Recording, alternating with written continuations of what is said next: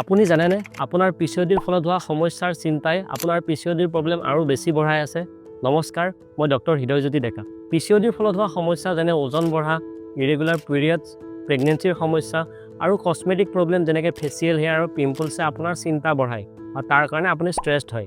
এই ষ্ট্ৰেছ বেছিকৈ হোৱাৰ ফলত বডিত কৰ্টিছল হৰমনৰ ৰিলিজ বেছিকৈ হয় আৰু তাৰ ফলত ফিমেল হৰমন এষ্ট্ৰজেনৰ পৰিমাণ বডিত কমি যায় আৰু মেল হৰমন টেষ্টষ্টেৰনৰ পৰিমাণ বডিত বাঢ়ি যায়, যাৰ ফলত পিচিঅ'ডিৰ সমস্যা আৰু বেছিকৈ দেখা দিয়ে আৰু তাৰ ফলত পিৰিয়ডছ আৰু ইৰেগুলাৰ হ'ব, যাৰ কাৰণে চিন্তা বাঢ়িব আৰু লাহে লাহে এইটো এটা কণ্টিনিউৱাছ চাইকেলত পৰিণত হ'ব। সেইকাৰণে আপোনাৰ কামটো হ'ব এই চাইকেলটো ব্ৰেক কৰাৰ।